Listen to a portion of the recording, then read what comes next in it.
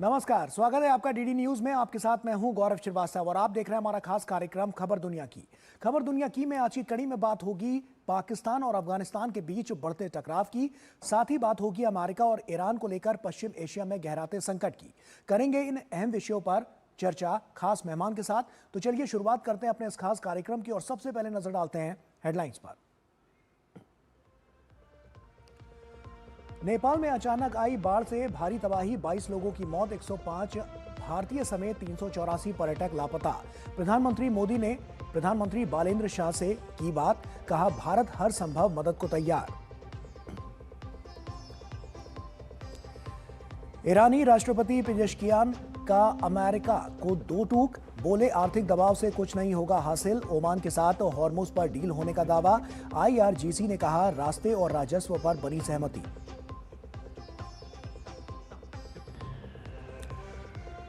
अमेरिकी खुफिया agency CIA प्रमुख के रूस दौरे से मची हलचल। क्रेमलिन ने की पुष्टि, कहा राष्ट्रपति पुतिन से नहीं, रूसी खुफिया अधिकारियों से हुई रैटक्लिफ की मुलाकात, नहीं दी दौरे की विस्तृत जानकारी। अमेरिका और कनाडा के बीच व्यापार युद्ध हुआ तेज। ट्रंप के टैरिफ पर करारा पलटवार, $20 अरब के अमेरिकी सामान पर भारी शुल्क, 700 से ज्यादा अमेरिकी उत्पादों पर जवाबी शुल्क। पाकिस्तान के अस्पताल में मौत का तांडव। इस्लामाबाद के अस्पताल में लगी भीषण आग, 14 नवजात बच्चों की दर्दनाक मौत। इमरजेंसी दरवाजे बंद होने पर उठे सवाल, जांच टीम गठित।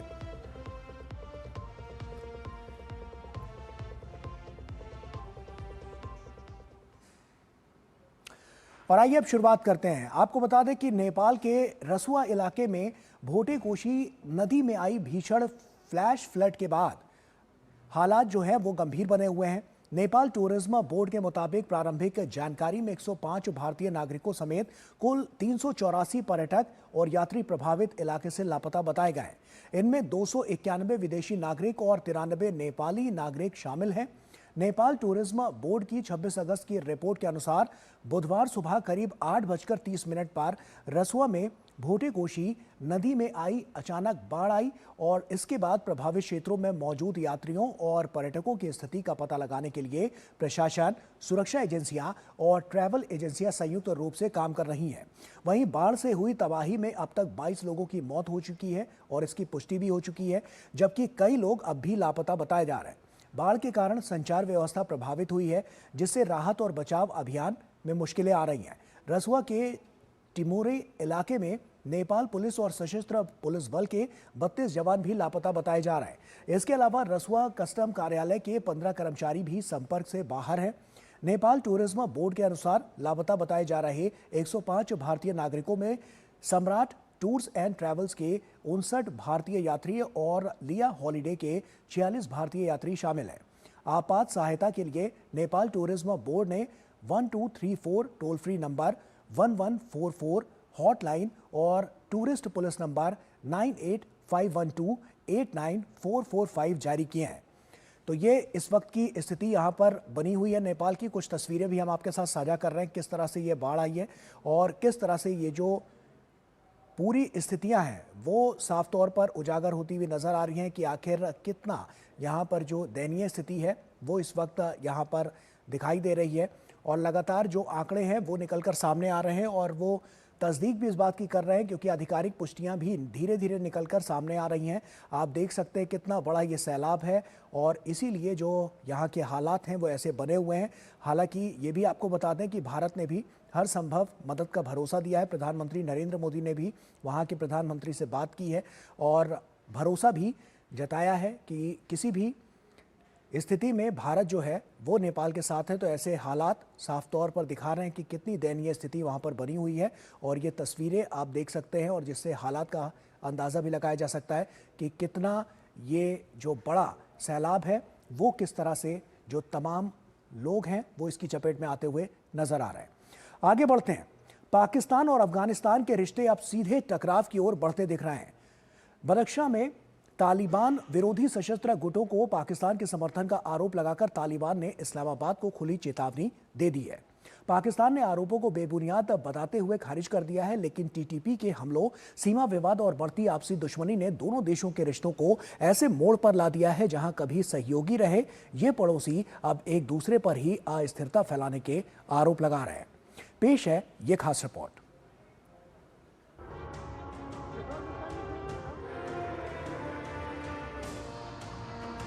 पाकिस्तान और अफगानिस्तान के बीच तनाव अब सिर्फ सीमा या हमलों तक सीमित नहीं रहा, बल्कि तालिबान ने पाकिस्तान की सेना पर अफगानिस्तान में गृह युद्ध को भड़काने का आरोप लगा दिया है।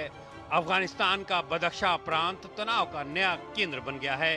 बदख्शा में तालिबान शासन के खिलाफ सशस्त्र विरोध की घटनाएं सामने आई हैं। तालिबान के प्रवक्ता ज़बीहुल्लाह मुजाहिद का कहना है कि तालिबान विरोधी हथियारबंद समूहों को पाकिस्तान का समर्थन हासिल है। उन्होंने यहां तक दावा किया कि कुछ समय पहले इन गुटों के सदस्यों ने पाकिस्तानी सुरक्षा बलों के साथ मिलकर काम भी किया था। अफगानिस्तान के एक मंत्री अब्दुल लतीफ मंसूर ने भी पाकिस्तान पर निशाना साधते हुए कहा कि हमने रूस और अमेरिका की गुलामी स्वीकार नहीं की तो पाकिस्तान क्या चीज है। उन्होंने पाकिस्तान को चेतावनी देते हुए कहा कि अगर आक्रामक कार्रवाई जारी रही तो इस्लामाबाद को करारा जवाब दिया जाएगा। हालांकि पाकिस्तान ने तालिबान के इन आरोपों को बेबुनियाद बताते हुए खारिज कर दिया है और उससे ठोस सबूत मांगे हैं। साथ ही ये भी कहा है कि पाकिस्तानी सुरक्षा बलों ने बदख्शा में किसी तालिबान विरोधी हथियारबंद संगठन का ना तो समर्थन किया है, न ही उनके साथ किसी सैन्य कार्रवाई में हिस्सा लिया। बदख्शा अफगानिस्तान का उत्तर पूर्वी प्रांत है, जिसकी सीमा पाकिस्तान, चीन और ताजिकिस्तान से लगती है।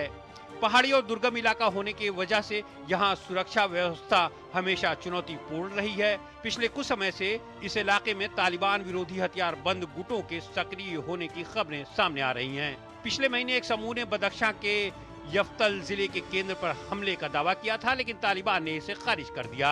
इस हमले के पीछे कयूम खान मलंग और उनके संगठन सिपाहियाने मेहन का नाम आया था। इस पूरी घटना में जुमा खान फतेह का नाम भी सामने उछला, जो बदख्शा में तालिबान के खिलाफ लड़ने वाला स्थानीय कमांडर बताया जा रहा है। दावा किया जा रहा है कि जुमा खान ने बिना किसी समझौते के तालिबान के सामने आत्मसमर्पण कर दिया। हालांकि हम इसकी पुष्टि नहीं करते हैं। आइए समझने की कोशिश करते हैं कि पाकिस्तान और अफगानिस्तान के संबंध आखिर इतने खराब क्यों हो गए हैं। कुछ साल पहले तक पाकिस्तान को उम्मीद थी कि अफगानिस्तान में तालिबान की वापसी से उसके लिए सुरक्षा की स्थिति बेहतर होगी, लेकिन सत्ता में आने के बाद तालिबान पाकिस्तान की सबसे बड़ी चिंता बन गया। तालिबान की सत्ता में वापसी के बाद टीटीपी यानी तहरीके तालिबान पाकिस्तान ने हमले तेज कर दिए हैं। पाकिस्तान का आरोप है कि टीटीपी को अफगान तालिबान का समर्थन प्राप्त है। हालांकि तालिबान इन आरोपों को लगातार खारिज करता रहा है। इसमें भारत भी एक अहम फैक्टर है। नई दिल्ली ने अफगानिस्तान के साथ मानवीय सहायता और कूटनीतिक संपर्क बनाए रखा है। भारत के साथ तालिबान की बढ़ती नजदीकी पाकिस्तान को रास नहीं आ रही है, जिससे वो बौखलाया हुआ है और अफगानिस्तान में अब गंदा खेल खेलने पर उतर आया है। और आइए अब इसी विषय पर चर्चा करते हैं। अनिल कुमार त्रिगुनियात जी हमारे साथ जुड़ रहे हैं, फॉर्मर सीनियर डिप्लोमेट हैं। सर, बहुत स्वागत आपका।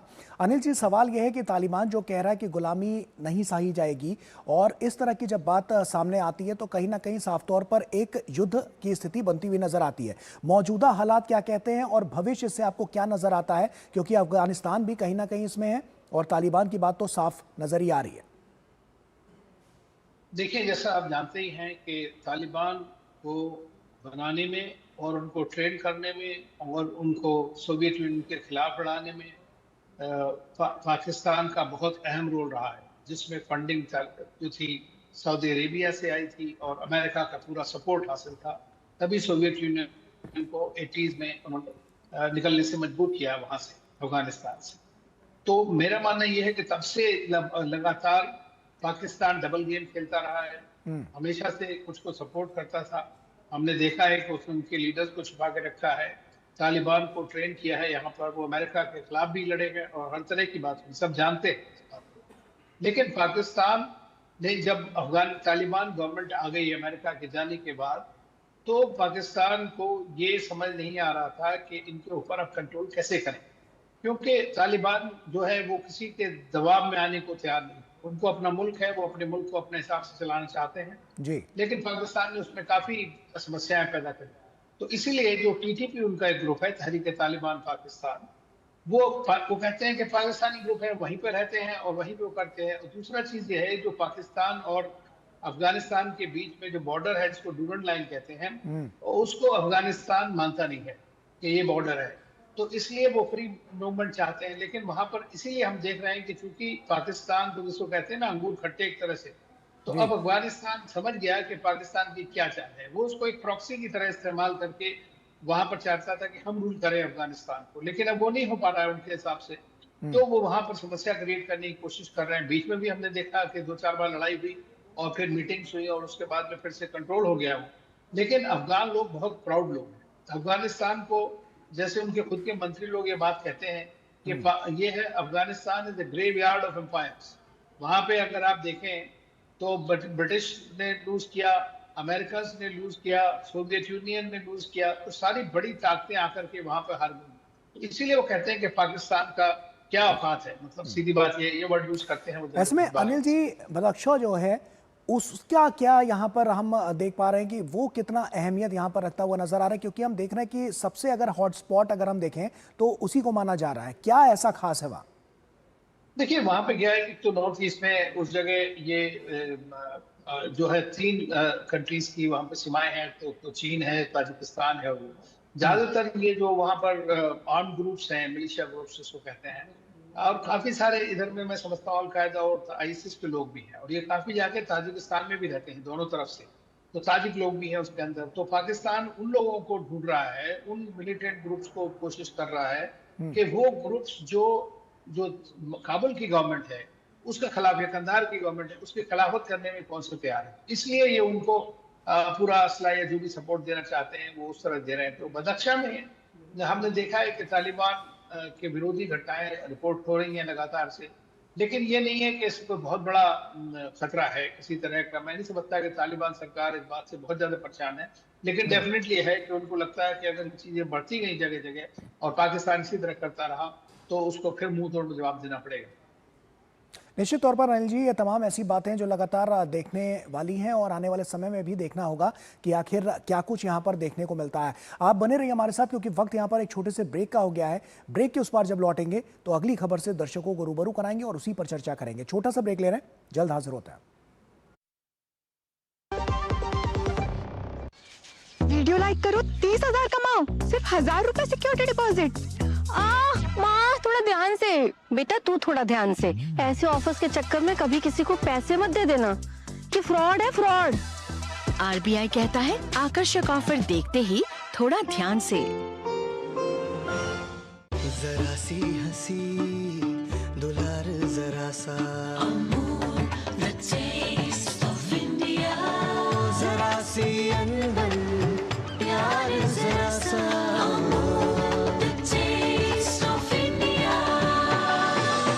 यही तो अमूल है स्वाद इंडिया का, यही तो अमूल है।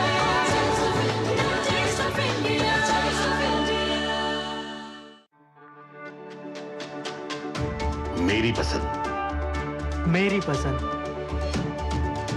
मेरी पसंद, मेरी पसंद, हमारी पसंद, हम सबकी पसंद। मजबूत देश का मजबूत सरिया हो गया स्टील। ब्रेक के बाद एक बार फिर से आप सभी का स्वागत है। अमेरिका और ईरान की तनातनी एक बार फिर से बढ़ गई है। ईरान ने साफ कर दिया है कि हॉर्मुज पूरी तरह से तभी खुलेगा जब अमेरिका युद्ध खत्म कर अपनी नाकाबंदी हटाए।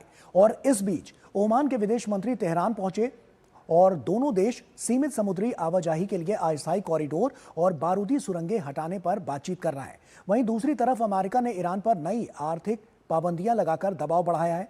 यानी लड़ाई अब सिर्फ हथियारों की नहीं, तेल व्यापार और दुनिया की अर्थव्यवस्था पर भी दबाव साफ तौर पर देखने को मिल रहा है।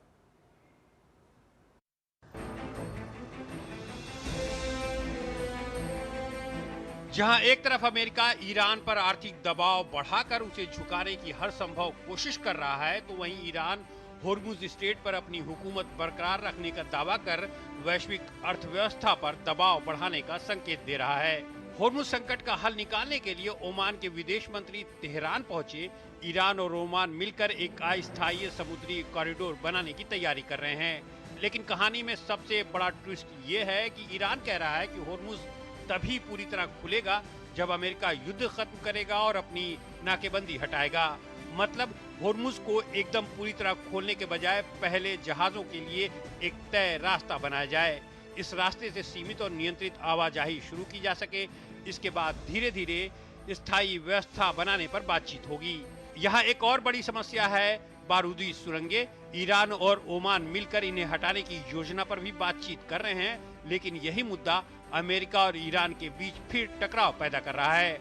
अमेरिका का दावा है कि उसे अंतर्राष्ट्रीय जल क्षेत्र में मौजूद बारूदी सुरंगों को हटा दिया है, लेकिन ईरान इस दावे को खारिज करता है। ईरान ने चेतावनी दी है कि अगर अमेरिकी माइन स्वीपर होर्मुज में दाखिल हुए तो उन्हें निशाना बनाया जा सकता है। ईरान ने यह भी साफ कर दिया है कि फिलहाल किसी भी देश के सैन्य जहाज को होर्मुज से गुजरने की अनुमति नहीं होगी। अब सवाल यह है कि ओमान इसमें क्यों आया। दरअसल ओमान ईरान का पड़ोसी देश है और होर्मुज का एक सिरा उससे जुड़ा हुआ है। इसके अलावा ओमान लंबे समय से ईरान और पश्चिमी देशों के बीच बातचीत का एक महत्वपूर्ण माध्यम रहा है। इसलिए ओमान दोनों पक्षों के बीच ऐसा रास्ता निकालने की कोशिश कर रहा है जिससे जहाज चलें, तनाव कम हो और होर्मुज धीरे धीरे सामान्य हो। जब ईरान और ओमान बातचीत कर रहे हैं, ठीक उसी समय अमेरिका ने ईरान पर नई आर्थिक पाबंदियां लगा दी हैं। अमेरिका ईरान की अर्थव्यवस्था पर इतना दबाव बनाना चाहता है कि तेहरान अपनी नीतियां बदलने के लिए मजबूर हो जाए। ईरान भी पीछे हटने को तैयार नहीं है। तेहरान ने कहा है कि अमेरिकी प्रतिबंधों का जवाब अमेरिका के आर्थिक हितों को निशाना बनाकर दिया जाएगा। यानी अब ईरान अमेरिका की लड़ाई सिर्फ मिसाइल और युद्धपोतों तक सीमित नहीं है। ये जंग तेल, व्यापार, बैंकिंग और शिपिंग के मोर्चे पर भी चल रही है। होर्मुज एक संकरा समुद्री रास्ता है जो फारस की खाड़ी को अरब सागर से जोड़ता है। सऊदी अरब, ईरान, इराक, कुवैत, कतर और यूएई जैसे बड़े तेल गैस उत्पादक देशों के लिए ये दुनिया तक पहुंचने का बेहद अहम रास्ता है। यानी अगर होर्मुज में जहाजों की आवाजाही रुकती है तो दुनिया के लिए तेल बाजार पर सीधा असर पड़ेगा।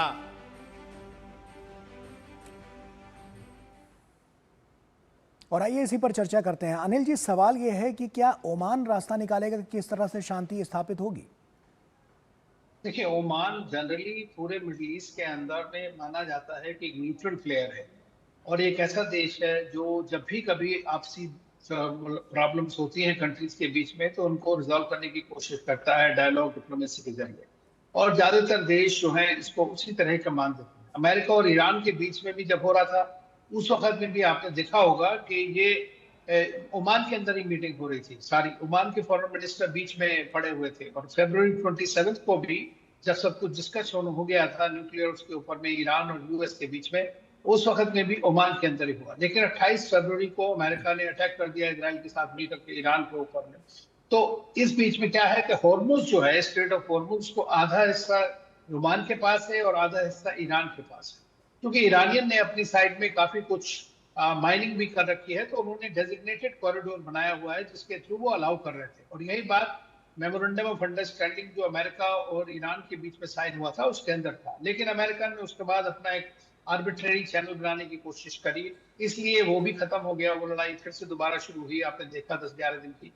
अब ओमान और ईरान ने मिलकर के एग्री किया है। तो ओमान नहीं चाहता है कि कोई किसी तरह की फीस या कोई टोल उसके ऊपर लगाया जाए, ये उनका बेसिक फरमाइश है। लेकिन ईरान चाहता है कि जो भी पैसे जाए वहां से, जो भी शिप जाए, कमर्शियल शिपिंग हो, दूसरे जो भी हैं, वो सब उनके IRGC से अप्रूवल लेकर के और जो भी फी डेजिग्नेटेड होगी, चाहे वो एनवायरमेंट फी करे या कुछ किसी भी तरह से, बेसिकली वो उसको मोनेटाइज करना चाहता है।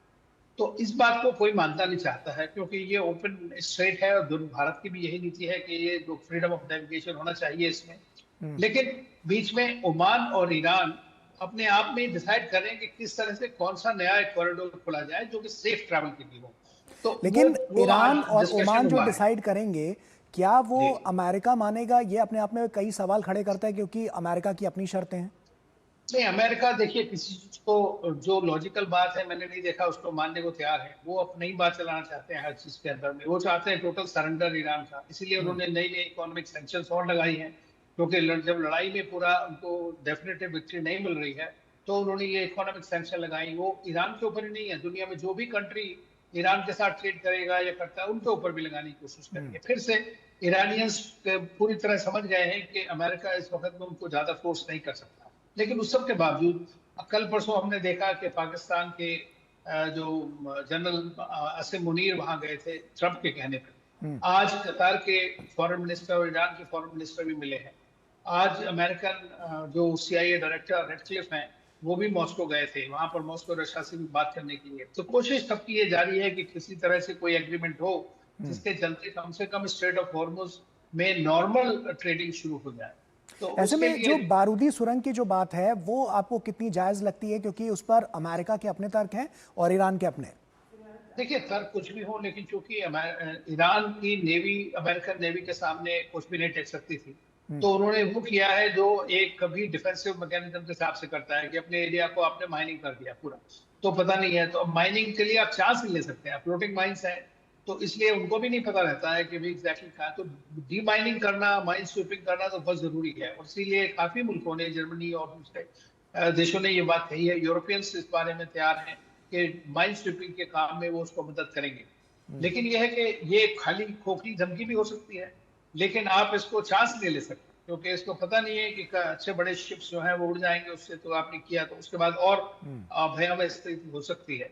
तो आप इस सिचुएशन में सारी दुनिया ये लेके चल रही है, क्योंकि आपको खाली शिप लाना नहीं है, इंश्योरेंस कंपनी आपको इंश्योर नहीं करेंगी वहां पर, तो इंश्योर नहीं होगी तो फिर शिप्स नहीं जाएंगे। तो इस तरह की जो सिचुएशन हो जाती है, तो उसको खत्म करने के लिए जरूरी है कि जो ये कॉरिडोर इन लोगों ने बनाया है, एग्री किया है, वो कॉरिडोर एटलीस्ट ओपन हो जाएगा, तो उससे काफी हद तक जो है आवाजाही उसकी कमर्शियल शिपिंग की हो सकेगी।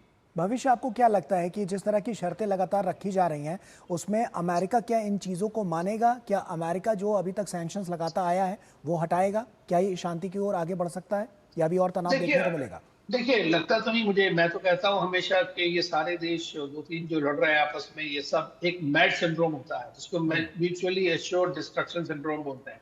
ये सब उससे सफर करते हैं। ट्रस्ट तो है ही नहीं बिल्कुल। जब ट्रस्ट नहीं है तो आप हर वो काम करेंगे, दूसरे की बात पे विश्वास नहीं करेंगे, अपना पोजीशन चेंज करते रहेंगे। अगर वो जनरली जो MOU उन्होंने साइन किया अंडरस्टैंडिंग वाला जिसका था, वो टोटली मिसअंडरस्टैंडिंग में बदल गया, जिसने जैसे चाहा उसको इंटरप्रेट किया, तो ना आपकी ट्रांसपेरेंसी है, ना आपकी इंटेंट है उसको चलाने की, इम्प्लीमेंट करने की, तो किस तरह से कोई सोल्यूशन हो सकता है। लेकिन उसके लिए ये है कि दोनों को थोड़ा सा नीचे उतरना पड़ेगा, थोड़ा सा जरा समझना पड़ेगा कि भाई सारी दुनिया के लिहाज से क्या चीज है, उनके लिए तो है ही।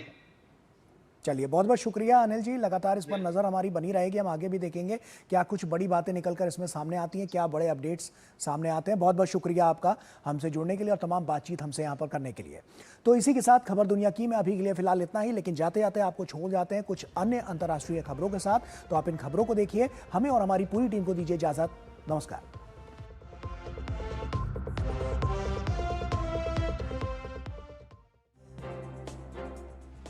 अमेरिका के साथ चल रहे ट्रेड वॉर के बीच कनाडा ने अमेरिकी सामान पर $20 अरब के नए टैरिफ लगाने का ऐलान किया है। कनाडा ने अपने बिजनेस और कर्मचारियों को इसके असर से बचाने के लिए कई अरब डॉलर के पैकेज की भी घोषणा की है। कनाडा का जवाबी टैरिफ 8 सितंबर से लागू होगा। इनमें अमेरिका से आने वाले लगभग 700 प्रोडक्ट शामिल हैं, जिन पर 15 से 50% शुल्क लगेगा। कनाडा की ये जवाबी कार्रवाई ट्रंप प्रशासन की ओर से कनाडाई सामान पर 50% टैरिफ लगाए जाने के बाद हुई है। अमेरिकी CIA डायरेक्टर जॉन रेडक्लिफ मंगलवार को रूसी अधिकारियों के साथ बैठक के लिए मॉस्को पहुंचे। CBS न्यूज के मुताबिक ये किसी अमेरिकी खुफिया प्रमुख का रूसी राजधानी का पहला ज्ञात दौरा है।